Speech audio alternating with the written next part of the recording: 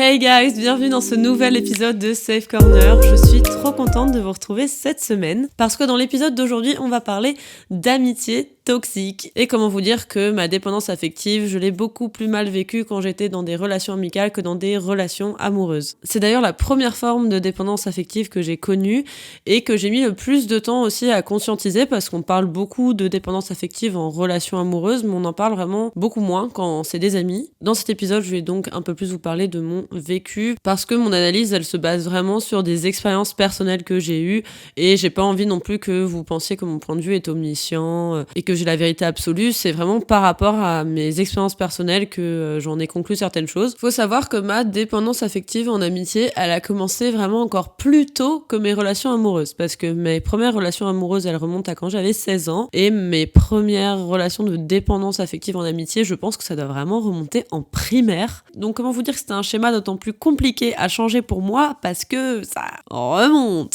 Vu que je suis un enfant neuroatypique, c'est vrai qu'en primaire, j'ai pas beaucoup d'amis parce que je suis bizarre, je suis un peu dans mon monde, je suis un peu en décalage. J'ai beaucoup de problèmes sociaux à l'époque parce que je ne comprends pas comment les groupes fonctionnent, comment les gens fonctionnent en termes social. Et quand t'as 6-7 ans et que t'as sauté une classe, tu sais pas encore faire de masking, quoi. Tu sais pas encore t'adapter quand t'es neuroatypique à ton environnement et tu l'apprends avec l'âge. Je deviens très vite meilleure amie avec, en fait, la fille d'une amie à ma mère qui est dans la même école et on devient un peu bestie de primaire, mais voilà, on a 6-7 ans, quoi. Donc voilà, on est bestie, mais enfin, on est des enfants, quoi. Mais du coup, voilà, avec cette fille, je découvre très vite comment fonctionnent les groupes sociaux et qu'en fait, on peut se faire exclure de groupes sociaux en fonction de ta position dans le groupe. Que si tu n'es pas assez normal, on peut se moquer de toi. Et vu que j'étais un enfant pas très normal, j'ai appris rapidement que si je voulais l'amour et l'amitié de mes amis et de mon entourage, il fallait que je fasse des efforts. En tout cas, c'est ce que je pensais. Donc j'ai commencé à devenir très serviable, à devenir, on va pas se mentir, un peu docile et soumise envers mes amis et du coup mes pseudo-amis en profitaient bien parce qu'ils se rendaient bien compte que on pouvait me demander n'importe quoi et je pouvais faire n'importe quoi pour mes pseudo-amis et me sentir incluse et intégrée dans un groupe. Ma fin de primaire se passe pas très bien parce que en fait cette pseudo-meilleure amie était un peu un petit tyran qui menait les groupes de ma classe à la baguette et donc du coup quand elle avait décidé que plus personne devait me parler, plus personne me parlait, etc. Enfin j'ai connu très tôt vraiment tous ces schémas sociaux qu'on connaît normalement plus au collège, d'exclusion, de rejet, de harcèlement. Et vu que j'étais dans l'école de ma mère, parce que ma mère est institutrice, quand j'arrive au collège, j'arrive dans un nouveau collège. J'arrive en fait dans le collège de mon village, parce que c'est les collèges de secteur à l'époque, c'est comme ça que ça marche. Quand t'habites à tel endroit, tu vas au collège le plus proche, et voilà. En tout cas en France, ça se passe comme ça. Donc moi je suis tout contente, parce que dans ma naïveté d'enfant de l'époque, je suis en mode waouh, trop bien, des nouvelles personnes que je vais rencontrer, un nouveau lieu, je vais pouvoir un peu me détacher de tout ce qui s'est passé en primaire, super, retour à zéro quoi. Et du coup je débarque dans une classe et dans une école où en fait tout le monde se connaît depuis la primaire. Donc bien évidemment, le schéma se répète. Je me retrouve donc dans une classe où littéralement tout le monde se connaît depuis super longtemps, où les groupes sont déjà formés. N'oublions pas que je reste un enfant bizarre, donc je ne suis ni la plus adaptée socialement, ni la plus rigolote, ni la plus belle, ni tout ce que vous voulez. J'essaie donc dès la rentrée de me faire rapidement des amis et ça marche pas trop, puisque vu que je n'ai aucun code social, c'est cramé à 10 000 km. Point important aussi, j'ai sauté une classe, je suis assez immature émotionnellement parce que j'ai toujours été dans ma bulle, dans mon monde, j'étais protégée parce que ma mère était instite dans l'école dans laquelle j'étais, etc. Et je débarque dans un nouvel environnement où je connais personne, où tout le monde a un an de plus et me le fait bien savoir. Et j'ai 10 ans. Les autres en ont déjà 11. Et je sais pas à l'heure actuelle comment ça se passe dans les collèges, mais en tout cas, moi, je voyais beaucoup la différence. Moi, j'étais dans la lune, j'étais encore dans mes jeux de genre amis imaginaires, de « Oh, je suis un cheval, oh, je suis tel truc ». Dans la cour de récré, les autres étaient pas du tout à ce stade-là. C'était vraiment plus les copains, copines, les relations amoureuses, tous les délires de petites meufs de village, c'était pas du tout mon truc. Tout ça pour dire que je me retrouve encore une fois seule, complètement à l'écart et vraiment en mode waouh, qu'est-ce que j'ai comme problème quoi. Je suis en décalage, tout le monde est en groupe, tout le monde s'est intégré et moi j'arrive pas. Au fur et à mesure, je vais réussir à me lier d'amitié avec une fille. Je vais pas détailler ma relation avec cette personne parce qu'en fait j'en ai déjà fait une vidéo en 2 parties sur YouTube que vous pouvez retrouver dans mes anciennes vidéos et j'ai un peu la flemme en fait de lui donner encore de l'importance, sachant qu'en plus cette personne est sûrement encore la même qu'à l'époque, vu que quand la vidéo est sortie, elle a juste arrêté de me suivre sur Instagram et a mis 2 dislikes sous mes vidéos, ce qui est un peu cramé malheureusement. Bon, apparemment, il y a certaines mentalités qui changent pas, même des années après. Mais voilà, vous pouvez vous douter que ça s'est pas très bien passé, qu'il y a eu beaucoup de manipulations. Cette personne, en fait, a participé à mon harcèlement scolaire, parce que j'ai eu un gros harcèlement scolaire pendant ma période collège basé sur mon physique. Je développe plus dans ces vidéos-là si ça vous intéresse. Et voilà, ça a été ma première expérience en tant que relation toxique amicale, parce qu'en fait c'était une personne qui était assez entre guillemets populaire dans le collège. Du coup moi j'étais trop contente d'être sa meilleure amie et je faisais tout et n'importe quoi pour cette personne, mais genre c'était vraiment un extrême où j'étais son petit chien quoi. Et en gros du moment où elle a vu qu'elle perdait un peu son pouvoir sur moi et son emprise qu'elle avait sur moi, bah elle s'est choisie un autre petit chien. Donc dès le collège je suis quand même assez exposée à ce genre de relation, c'est-à-dire que pour avoir des amis dans ma tête c'est acté qu'il faut que je fasse un maximum d'efforts, qu'il faut que je donne toute ma personne, qu'il faut que je sois hyper serviable, que je dise jamais non, que je sois la plus gentille, que ci, que ça, parce que sinon ça passe pas. Ça découle aussi beaucoup de mon harcèlement scolaire parce que vu que j'étais quelqu'un qui ne fermait pas ma gueule, c'est-à-dire que moi ma mère m'a toujours appris à tu ne te laisses pas marcher dessus. Pas du tout le bon exemple pour les nouveaux parents, mais moi elle m'avait dit en gros si quelqu'un te frappe, tu le frappes en retour, j'en ai rien à foutre que t'aies un mot dans le carnet, c'est pas grave, je le signerai mais défends-toi, parce qu'elle avait été elle-même harcelée quand elle était plus jeune. Et donc du coup mon harcèlement ne s'arrêtait pas parce que en fait j'étais pas la petite gentille, vous voyez, de la classe qui ferme sa gueule et qui est dans son coin et qui est toute timide. En plus, je suis quelqu'un d'extraverti. Enfin, pour moi, c'est inconcevable de vivre une injustice et de fermer ma gueule et juste de rien dire, même si ça me concerne pas, quoi. Du coup, ça m'a valu beaucoup de problèmes aussi quand j'étais à l'école. Enfin voilà, mes premiers comportements de dépendance, ils commencent là, quand je commence à me dire, ok, qu'est-ce que je dois être, qui je dois être pour ne plus me faire harceler, en fait. Donc j'ai commencé à devenir de plus en plus gentille, de plus en plus serviable, de plus en plus drôle. Du moins j'essayais d'acquérir un maximum de compétences pour ne pas être la meuf inintéressante qu'on aime que pour son physique, vu que de toute façon je n'avais pas de physique. Donc je me suis dit, quitte à être la meuf moche, autant avoir des compétences et qu'on m'aime pour autre chose. C'est là que j'ai commencé à faire du piano, c'est là où j'ai commencé à énormément dessiner, c'est là où j'ai commencé à chanter, à faire de l'équitation. Enfin, j'ai commencé à vouloir acquérir un maximum de compétences en me disant, bon, bah, on m'aimera forcément pour quelque chose si on m'aime pas pour le fait que je sois gentille ou belle ou peu importe. Je me souviens même que ça arrivait à un stade quand j'étais au collège où j'ai acheté des bonbons à la boulangerie le matin juste pour pouvoir les distribuer aux gens et qu'on m'aime bien. Enfin, je trouve ça fou, quoi. On arrive au lycée, vu qu'on était un collège de village, on se retrouve un peu tous éclatés dans un énorme lycée parce que bon, il y en a qui partent faire filière spécialisée et j'ai rien contre les filières spécialisées, mais eux c'est vraiment parce qu'ils avaient pas le choix, hein, c'était pas une envie spécifique d'un métier spécifique, hein, c'est vraiment parce que c'était Cassosland. Au final, tant mieux pour moi, ça fait un premier tri et j'ai plus de gros harceleurs dans mon lycée, j'ai juste d'anciennes personnes qui participaient également à mon harcèlement mais qui étaient pas si méchantes que ça, c'était vraiment juste des gens qui suivaient en fait le mouvement. Et en plus le lycée est énorme avec 12 secondes générales différentes, donc c'est tellement brassé que je me retrouve qu'avec des gens que je connais pas et je suis trop contente. Je me fais des nouvelles amies et en vrai mon lycée ça va être une de mes meilleures périodes parce que je suis plus harcelée. C'est des années où j'ai pas de pression en fait à part juste avoir mon bac. Je commence à sortir, je commence à me faire un groupe d'amis. Ma seconde et ma première ça fait partie des années les plus cool que j'ai jamais eues. Parce qu'après en terminale il y a eu l'autre dégénéré là dont je vous ai parlé au premier épisode, mais en tout cas seconde première c'était top. Vu que j'étais un peu trauma de mon amitié au collège, j'ai jamais eu au lycée de vrais meilleurs amis. Enfin bon, c'est le lycée, on a 15 ans, bien sûr que j'ai une pote que je considère comme ma meilleure amie inversement, mais l'amitié reste un peu superficielle. En fait avec le recul on avait des personnalités qui étaient très différentes et moi j'essayais encore de correspondre à un schéma normatif parce que et d'une, pour moi sortir de la normalité ça voulait dire me refaire harceler parce que je savais que j'étais différente, que j'étais un peu en décalage de tout le monde, mais j'avais énormément peur de retomber dans une phase de harcèlement parce que, par exemple, si je m'étais écoutée, je me serais déjà fait des cheveux colorés à l'époque, j'aurais eu un style un peu plus alternatif, mais on est en 2015. En 2015, pour ceux qui n'étaient pas encore là ou encore conscients de ce qui se passait ou ceux qui étaient déjà sortis d'école, en 2015, l'école, c'était encore très normatif. C'est-à-dire que si tu sortais du cadre ou si tu étais un peu différent, c'était un problème. Alors que maintenant, j'ai l'impression que c'est limite l'inverse et qu'il y a un truc dans les écoles de faut être différent, faut être stylé parce que sinon on est inintéressant. Enfin, j'en sais rien. Enfin voilà, déjà, je correspondais à une case qui ne m'allait pas du tout, qui était pas du tout en accord avec mes valeurs, mais en plus de ça, de toute façon, j'étais tellement obnubilée par le fait de juste avoir des potes que j'étais très contente juste d'en avoir et je me posais pas la question. De toute façon, on est au lycée, c'est pas comme si on allait se marier et vivre ensemble toute notre vie.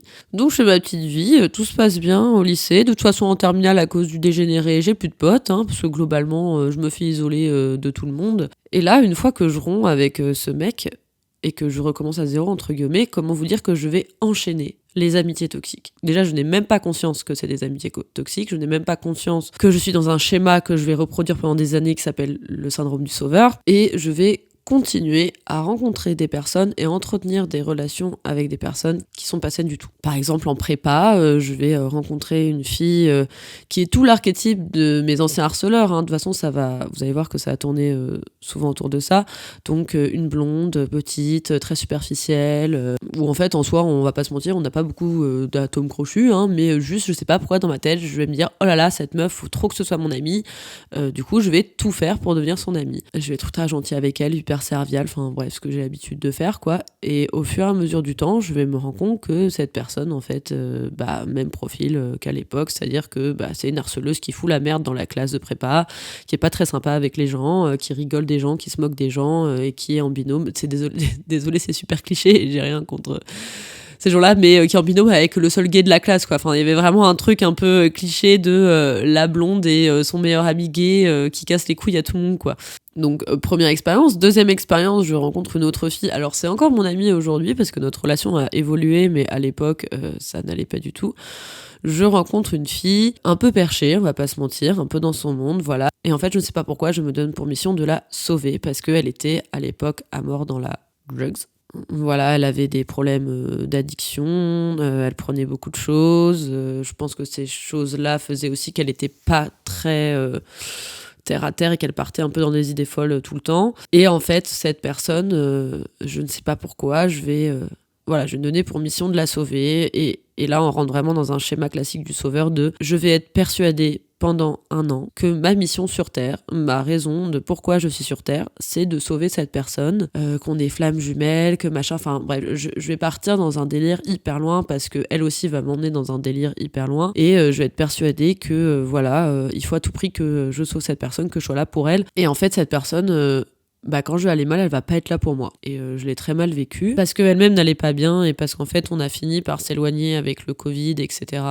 Moi, je suis changée de ville, voilà. Mais cette personne, je vais jamais arriver à la sauver, en fait. Mais parce qu'elle avait pas besoin d'être sauvée, il fallait qu'elle se sauve toute seule. Et aujourd'hui, elle va beaucoup mieux et je suis très fière d'elle et très contente. Et notre relation n'est plus la même, mais deuxième amitié où ça va pas. Et à l'époque, je m'en rends pas compte, je suis en mode c'est ok, je comprends pas ce qui se passe, mais c'est ok. Je vais pas apprendre de mes erreurs, vu que juste après, je vais avoir une autre amitié, quand je vais être dans mes études sup, qui, elle, va durer 5 ans. Et cette amitié, je pense, c'est celle qui m'a donné le déclic, en fait, de waouh, qu'est-ce que tu es en train de faire de ta vie, qu'est-ce que tu fais? Parce que là, je vous parle que des amitiés qui ont abouti à une vraie relation, mais vous n'imaginez pas le nombre de personnes que j'ai rencontrées, à qui je donnais tout pendant 2-3 semaines, 1 mois, que je voyais tout le temps, tous les jours, que j'essayais d'aider sur plein de choses, à qui j'ai acheté des choses, enfin voilà. Vous imaginez pas le nombre de gens qui se sont servis de moi et après qui n'ont soit plus donné de nouvelles, ou soit il y a eu des embrouilles à la con et j'ai jamais su ce qui s'était passé réellement, ou alors qui ne m'ont juste plus calculé. Mais cette relation, elle va prendre une grosse part dans ma vie parce que cette relation amicale va durer 5 ans quand même. Et il y a énormément de choses que j'ai compris à travers cette relation. Alors pas que par rapport à elle, mais aussi par rapport à moi. Et énormément de choses qui ont été déclencheuses de ma guérison derrière. Donc pour vous remettre le contexte, je suis en année sup d'école, voilà. Je rencontre cette autre fille qui est à l'inverse de toutes les amitiés vers lesquelles je suis allée avant, c'est-à-dire des filles qui ressemblaient à mes anciennes harceleuses et que je voulais à tout prix avoir comme amie pour me persuader que moi aussi j'étais populaire et moi aussi j'étais normale et moi aussi tout ce que vous voulez, qui était elle dans un style alternatif complètement assumé, avec un peu des parties sombres, des idées très tranchées parce que très éveillées au féminisme, à la communauté LGBTQIA+, à la politique, enfin voilà. Alors que moi, je suis tellement concentrée encore sur mes traumas et tout ça que en fait je m'intéresse pas du tout à ces sujets-là, et du coup elle va m'éveiller sur énormément de sujets. Et du coup je suis un peu en mode waouh, trop bien, cette fille un peu solitaire qui a besoin de personne, alors que moi j'ai besoin d'amis dans ma vie et je suis complètement dépendante affective à ce moment-là, et je le conscientise pas du tout, hein. Je suis en mode je suis là pour une bonne raison, ha ha ha. Vous savez le truc dont on a parlé au dernier épisode là où vous êtes persuadé que vous êtes sur Terre pour sauver les gens. J'étais encore là-dedans, hein, je me suis restée très longtemps, hein, parce que sinon je pense que je me flinguais, hein, si j'avais pas un but dans la vie. Et mon but à ce moment-là, c'était ça. Est-ce que c'est sain ou pas? À l'heure actuelle, je pense pas que ça le soit, mais à l'époque, peut-être que ça m'a sauvée. Donc je suis dans mon délire, voilà, je suis en mode waouh, cette femme, elle est incroyable, elle m'apporte plein de choses, en plus elle a besoin de personne. Je l'ai minimisé sur le moment parce que je connaissais pas du tout ce milieu, mais en fait c'était quelqu'un qui était complètement addict à plein de trucs. Et du coup, j'enviais ce truc de, en fait, elle a besoin de personne, elle se replie sur elle-même, elle est assez mystérieuse, assez dans son coin. J'ai trop envie d'être son amie, parce que si elle est mon amie, ça veut dire qu'elle m'aura choisi et que je vaux la peine d'avoir des amis. Si même une personne solitaire qui n'a besoin de personne choisit d'être mon amie, c'est que je vaux quelque chose. Et ça, j'ai compris des années plus tard, hein, que j'avais eu ce schéma dans ma tête à ce moment-là. Donc on arrive, tant bien que mal, à tisser un lien amical, malgré le fait qu'elle vienne pas souvent en cours, parce qu'en fait, elle est souvent en descente de trucs, et que en fait, elle va pas bien, et que du coup, elle vient pas. Mais voilà, on arrive quand même à avoir une relation, parce qu'en fait je suis constamment là pour elle, c'est-à-dire que quand elle vient pas, je l'appelle, je lui prends ses cours, je l'aide avec ses devoirs, que je lui demande constamment si elle va bien. On passe quand même du temps ensemble en dehors des cours, et ça finit en dernière année de licence que je l'héberge chez moi, parce que j'ai pris un appartement entre temps, et du coup je l'héberge des semaines entières pour qu'elle soit loin de sa famille, parce que ça se passe pas très bien. Là au moins je suis sûre que je lui fais à manger, donc elle mange, parce qu'elle avait aussi des TCA, donc je lui fais à manger pour qu'elle aille bien et que je sois sûre qu'elle mange. Des trucs maison pour pas qu'elle mange que du fast-food. On fait nos devoirs ensemble, comme ça je suis sûre qu'elle les fait, qu'elle prend pas de retard, et j'essaie de la motiver, surtout parce qu'on avait les projets de fin d'année, donc j'essaie de la motiver pour faire des choses. On essaye de sortir aussi pour qu'elle s'aère. Enfin en fait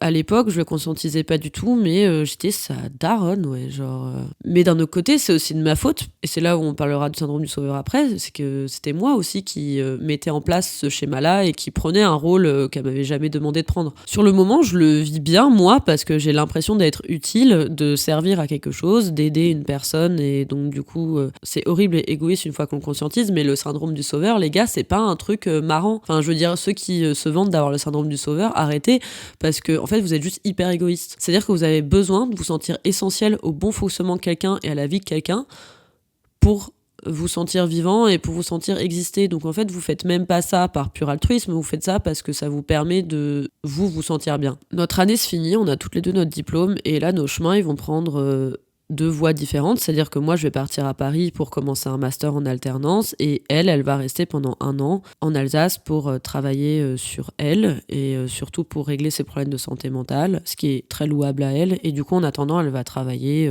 à côté pour gagner un peu d'argent, mais surtout son but c'était de se remettre sur pied, et j'en étais très contente parce que j'étais en mode waouh, ok, tout ce que j'ai fait a servi à quelque chose, c'est-à-dire que là elle va rentrer dans une espèce d'introspection, de remise en question de plein de trucs, et elle va essayer d'aller mieux. Je suis trop fière d'elle parce qu'au final elle arrive à arrêter toutes ses addictions au fur et à mesure. C'est vraiment entièrement grâce à elle, moi j'ai rien fait là-dedans. On continue à être amis à distance, c'est-à-dire que dès que je viens à Strasbourg j'essaye de la voir. Bon, il y avait déjà 2-3 trucs chelous à l'époque que j'avais notifiés, mais que je minimisais peut-être un petit peu, c'est-à-dire qu'elle a un trouble borderline, bon j'en ai un aussi, mais du coup on n'a pas du tout la même manière d'avoir notre trouble, et en fait elle me piquait des petites crises parce que des fois je lui proposais pas qu'on se voit, alors qu'en fait c'était elle-même qui m'avait dit qu'elle était pas dispo. Enfin voilà, il y avait des petits quiproquos, c'était rien de grave, mais du coup je trouvais déjà à l'époque qu'elle réagissait un peu très bloquante en fait, très extrême tout de suite, limite je fais un pas de travers, notre amitié c'est ciao. Donc déjà là j'ai eu un petit warning de oula, Moi qui suis dépendante affective, là, si elle me bloque du jour au lendemain, ça va pas le faire. Donc je prends un peu mes distances pendant l'année, je fais ma vie de mon côté, et un jour, j'étais en coloc, donc un jour ma coloc s'en va pour son travail, elle doit déménager. Donc il y a une des chambres qui se retrouve libre, et je me dis putain, mais là c'est trop bien, c'est l'occasion. Elle qui me dit qu'elle travaille encore à l'usine, qu'elle arrive pas à reprendre ses études et tout, et qu'elle sait pas comment faire, bah voilà, j'ai la solution. Elle a une chambre dans la coloc, on lui trouve une alternance, elle fait le même diplôme que moi et ça va super bien se passer. Donc je lui propose ce petit programme, elle y réfléchit 1 ou 2 jours, elle me dit ok, vas-y, je fais ça. Donc elle arrive à trouver une alternance, en plus dans un gros truc, donc super pour elle. Elle commence ses études dans la même école que moi, ça se passe super bien. Enfin, le début de la coloc, tout est beau, tout est rose, quoi. Je veux dire, j'ai ma meilleure amie que je connais maintenant depuis 2-3 ans. Bon, bah, je suis trop heureuse, on habite ensemble, c'est super, c'était notre rêve, on est trop contente d'avoir une relation aussi fusionnelle et aussi cool de meilleure amie, parce qu'elle aussi, elle avait rêvé de ça pendant longtemps, mais elle avait pas pu l'avoir, parce qu'il y avait beaucoup eu de soucis amicaux de son côté aussi. Ça va pas durer très longtemps. Moi, j'ai mes propres troubles à ce moment-là. Je viens d'apprendre le décès de mon meilleur ami, je viens d'être diagnostiquée de plusieurs troubles, je suis encore en full dans mes traumas, j'ai du mal à gérer mes troubles, parce que le TDI, quand il n'est pas conscient et quand il est conscient, il y a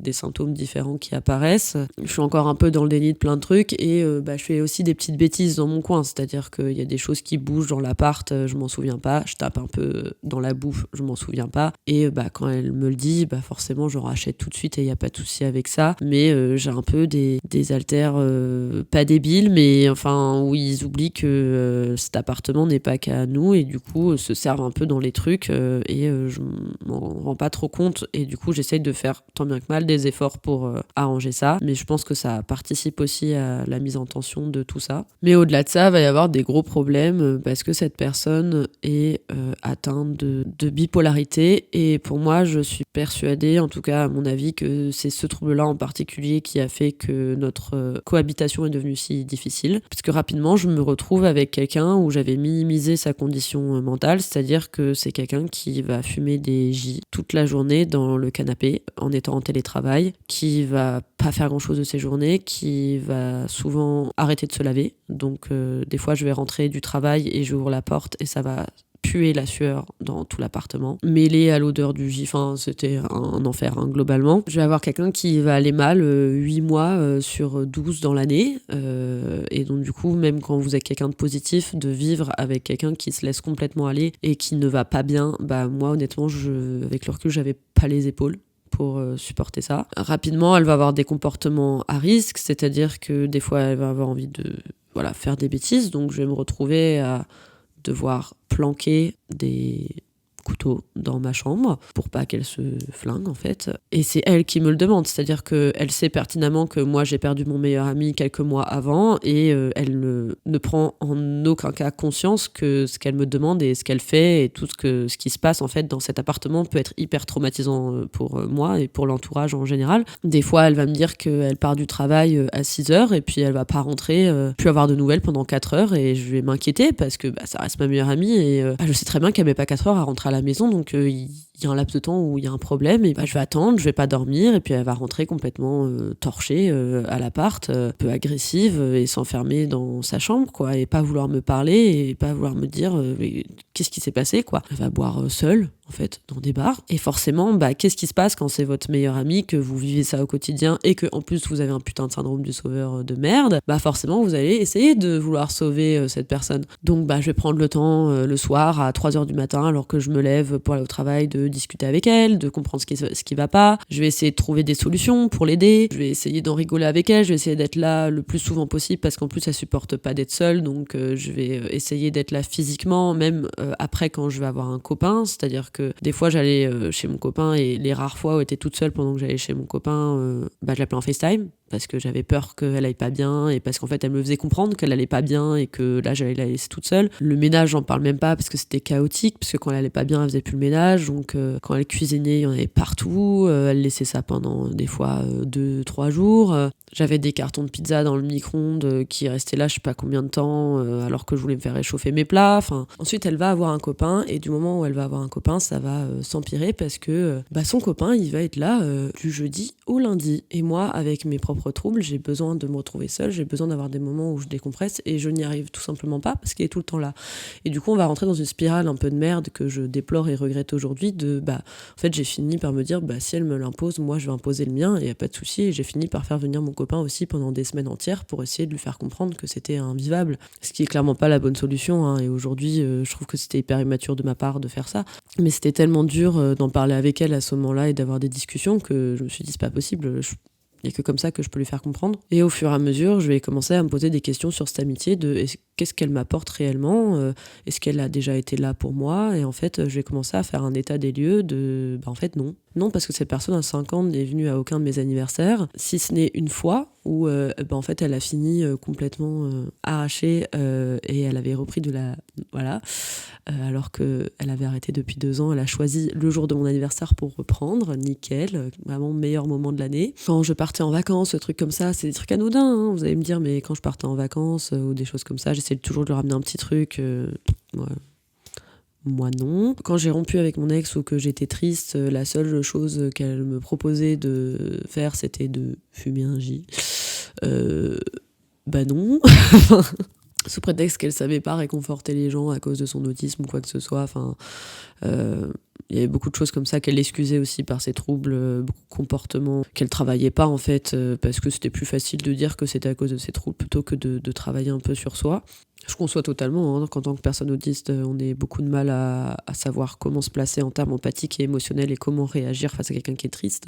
Mais je pense pas que ce soit la meilleure réaction non plus de juste proposer à quelqu'un de fumer en fait.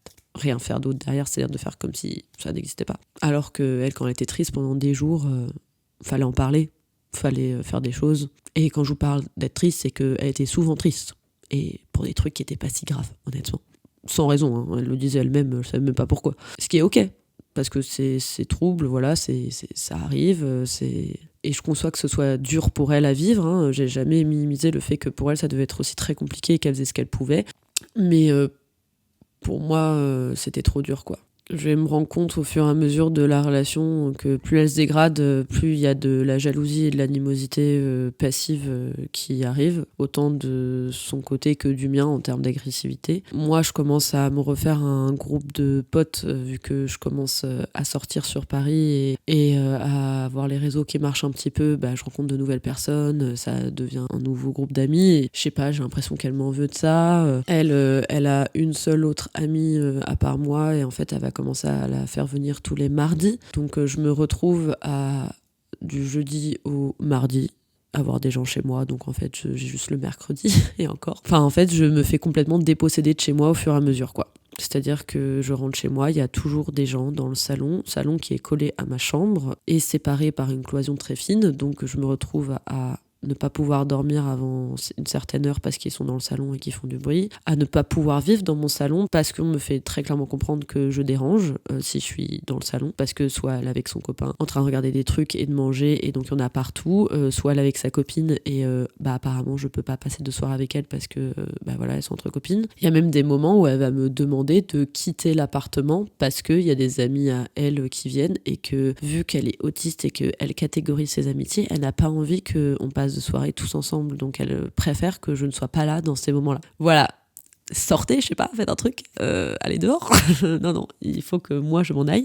Je vais sombrer vraiment en dépression pendant 1 an et c'est là où je vais avoir le déclic parce que plus je récolte toutes ces informations et je commence à prendre du recul sur la situation, plus je me dis mais qu'est-ce que je fous en fait, genre ma meilleure amie est en train de littéralement me faire sombrer avec elle en dépression. Meilleure amie, on ne l'est juste plus que sur le papier, parce que dans les agissements qu'il y a, je comprends pas. Comment on peut vouloir faire autant de mal et blesser autant quelqu'un et s'en foutre. Et surtout, n'avoir aucune discussion. Tout ça, moi des fois, j'essaye de vouloir communiquer avec elle et elle veut pas. Parce qu'apparemment, la discussion serait trop compliquée et que ça, j'assume complètement mes torts. Mais à l'époque, j'étais tellement à bout que j'avais du mal à entendre ce qu'elle me reprochait parce que pour moi, c'était tellement aberrant tout ce qui se passait, tout ce qu'elle me faisait vivre que je trouvais ça injuste d'en plus me reprocher des agissements, des comportements que je pouvais avoir. Donc j'étais pas non plus hyper ouverte, ça je le reconnais. Et au fur et à mesure des mois, voilà, je collecte tous ces trucs-là, toutes ces infos, tout ce qu'elle me dit, même par rapport à ses autres amitiés. Je me rappelle d'une fois où elle m'avait dit ah, moi de toute façon, si je parle plus jamais à mes amis, il me manque pas, c'est pas grave. Moi c'est juste mon mec qui me manque. Et je lui dis mais attends, mais même nous, si on se parle plus, tu t'en fous quoi? Elle me dit ah ouais, ça me manquerait pas. 5 ans d'amitié, let's go. Comment perdre son temps? Je finis donc par déménager. Durant ce déménagement, pareil, je vis un enfer, hein, parce que elle avait décidé, alors qu'elle savait que je partais dans 2 jours, de ramener des nouveaux meubles, donc ça bloquait le passage pour mes cartons. Quand mes amis sont venus m'aider, parce que bien évidemment elle ne m'a pas aidée alors qu'elle était dans l'appartement, son excuse ça a été qu'elle était en télétravail, alors que par contre ça ne l'a pas du tout dérangée pendant une demi-heure d'essayer de montrer ces nouveaux meubles à mes propres amis qui étaient en train de porter les cartons. Vraiment le culot. C'est fou de faire ça, de vouloir taper la discute à mes amis qui sont venus pour m'aider, mais par contre de dire que tu n'as pas le temps de m'aider, c'est fou. Il y avait eu plein d'autres trucs comme ça où elle a fait venir la proprio à l'appart, je crois, pour tout ce qui était passation de bail. Donc ça me concerne, hein, puisque ça concerne mon propre bail, mais tout ce qui était passation de bail avec la nouvelle colocataire, je vous laisse deviner qui c'était sa seule autre pote. Et il fallait pas que je sois à la maison, il fallait pas que je sois là à cette heure-là, enfin que des trucs comme ça, quoi. C'était trop bizarre, toute l'ambiance était trop bizarre. Je me suis complètement fait éjecter de mon appartement que j'avais trouvé moi par cette personne. Enfin, je trouve ça fou quoi, comme situation avec le recul. J'ai vraiment vécu du parasitisme quoi. Et donc après ce déménagement, j'envoie quand même un message parce que je suis conne, hein, vraiment, je suis vraiment trop bonne, trop conne à ce moment-là, où je me dis bon ok, la cohabitation s'est super mal passée, ça va pas du tout là, mais peut-être ce serait bien maintenant qu'on est chacune de nos côtés et que de toute façon on va plus habiter ensemble, de prendre un verre ou un café pour aller s'expliquer, pour comprendre comment on a pu en arriver là et peut-être pour sauver ce qu'il y a à sauver, parce que ça fait quand même 5 ans qu'on se connaît quoi. Non, voilà, je vous le dis direct, je me suis pris un non. Quand je lui ai demandé pourquoi elle voulait pas qu'on s'explique, j'ai eu une réponse en mode moi ça m'apporterait rien personnellement. En gros elle avait la flemme parce que elle ça allait être trop désagréable pour elle et que elle avait pas envie quoi, et que elle personnellement elle s'en foutait et qu'elle voulait pas d'explication. Et donc après toute cette histoire je vais me rendre compte que clairement j'ai un problème avec mes amitiés, que va falloir qu'on arrête ce schéma qui se répète en boucle depuis des années, et il va falloir commencer à comprendre d'où ça vient. Et c'est là où on arrive dans ce que je vous ai parlé la semaine dernière, qui est le syndrome du sauveur. Et au-delà du sauveur, on va avoir ce qu'on appelle la dynamique victime-sauveur-persécuteur. Et c'est exactement dans ce cas de figure que je me suis retrouvée avec mon ancienne meilleure amie. C'est pour ça que je vous ai fait toute une story time là-dessus. C'est pour que vous compreniez vraiment la dynamique de ces 3 rôles. La dynamique sauveur, persécuteur, victime, il y a 2 rôles principaux de base, c'est la victime et le sauveur. La victime, c'est une personne justement qui va être en détresse et en situation de vulnérabilité psychologique la plupart du temps, ou en tout cas qui va avoir une attitude de victimisation. C'est-à-dire quelqu'un qui va tout le temps être négatif, tout le temps se plaindre, où ça va jamais aller bien dans sa vie, quelqu'un qui a besoin de toujours se sentir persécuté par la vie ou pas assez heureux, etc. Cette victime, elle va se complaire dans son rôle parce que c'est rassurant pour elle d'avoir des gens qui la plaignent, d'avoir des gens qui sont là pour elle. En fait, elle s'enferme un peu dans ce truc-là parce que ça la rassure et c'est comme ça qu'elle se sent intéressante et aimée. En face, vous allez avoir le sauveur, donc quelqu'un, par exemple moi, qui va avoir un besoin vraiment accru de sauver les gens, de vouloir aider les gens. Mais ce besoin, comme je vous ai dit tout à l'heure, il n'est pas du tout altruiste, il est égoïste parce que c'est grâce à ça que vous vous sentez exister, que vous vous sentez utile, et vous allez avoir un besoin irrationnel de se sentir indispensable à la vie de l'autre. Et c'est là où ça devient toxique, c'est que vous avez envie, entre guillemets, de contrôler la vie de la victime, que vous ayez une influence, que vous ayez une importance dans sa vie, et que du coup ce soit plus la victime qui soit actrice de ses propres actions, etc., mais vous. Le souci, c'est qu'au fur et à mesure, le sauveur, il va commencer à ressentir des frustrations. Parce que vu que la victime, elle a aucun intérêt à sortir de son rôle de victime, parce que du coup, elle se sentirait moins intéressante, ou alors elle se complaît dans son mal-être, forcément, vos actions, elles vont pas marcher. Parce que vous ne pouvez pas sauver quelqu'un qui n'a pas envie de se sauver. on en revient à ce qu'on s'est dit la semaine dernière, de vous êtes la seule personne capable de vous sauver, de vous apporter du bonheur. Hey, désolée, c'est la Harry du montage, juste pour vous dire que j'ai eu un petit problème de micro en fin de podcast, je suis vraiment désolée, j'espère que le son sera pas trop dégueu, et j'ai oublié de dire un truc dans le podcast, c'est que le rôle de persécuteur peut aussi être attribué à une ancienne victime, parce que quand le sauveur arrête de prendre son rôle de sauveur, la victime peut développer de la rancœur et de la frustration, parce qu'elle se retrouve seule dans son rôle de victime, et du coup elle n'a plus personne qui lui accorde de l'attention à travers ce rôle. Pourquoi je vous raconte tout ça ? C'est parce que la dépendance affective en amitié suit généralement ce schéma-là. Soit vous allez être dans une position de victimisation où vous avez l'impression que votre vie est horrible, que vous la subissez et du coup vous allez devoir constamment être entouré de personnes qui essayent de vous sauver pour vous sentir bien et pour vous sentir au centre de l'attention. Soit vous allez vous transformer comme moi en sauveur, c'est-à-dire que vous allez transférer toute votre problématique à être seul et à vous sentir accompli seul avec vous-même en une quête de il faut que je sois indispensable à la vie de la personne pour me sentir heureuse et avoir l'impression que mon but de vie c'est de sauver les autres, c'est de vivre pour les autres au final. Ça prend de formes différentes mais la finalité est la même, c'est je transfère chez les autres mes propres besoins. Du moment où j'ai compris cette mécanique, ça m'a permis vraiment de me recentrer sur moi-même, de comprendre que, comme je vous l'ai dit dans l'autre épisode, il y a un équilibre à trouver entre ce que vous donnez aux autres et ce que vous apportez à vous-même, et que vous avez votre propre relation avec vous-même à entretenir. Du moment où vous arrivez à entretenir la relation que vous avez avec vous-même de manière saine, c'est là où vos amitiés vont devenir saines. Parce que vous allez arrêter d'être dans la recherche constante d'un manque à travers les autres. Il y a pas longtemps, j'ai failli retomber dans une relation comme ça. Cette année, j'ai rencontré une créatrice sur les réseaux qui me voyait typiquement que pour me parler de ses problèmes avec ses amis et son mec. Et quand c'est allé mieux avec ses amis, je n'ai plus jamais eu de nouvelles. Et le pire, c'est qu'elle a pas mal d'abonnés, donc vous la connaissez peut-être. On devait faire un podcast ensemble, on avait plein de projets toutes les deux, sauf que je me suis vite rendu compte que si moi j'étais pas derrière pour activer le truc, il y avait personne. Et quand j'ai vu que cette relation devenait à sens unique et que j'étais en train de déployer une énergie folle pour essayer de la voir, pour essayer d'avoir une relation amicale et juste avoir un lien, et qu'en fait elle de son côté, elle en avait strictement rien à faire, pas de nouvelles. Du ghosting, et c'est les mêmes personnes qui vous mettent en story oh là là, c'est horrible de ghoster quelqu'un et juste de pas lui donner de nouvelles et de jamais donner d'explication, mais qui vous fait ça quand même. Enfin, il y a quand même un non-sens fabuleux derrière. Vraiment, ne croyez pas tout ce que vous voyez sur les réseaux, surtout les personnes soi-disant engagées dans des causes.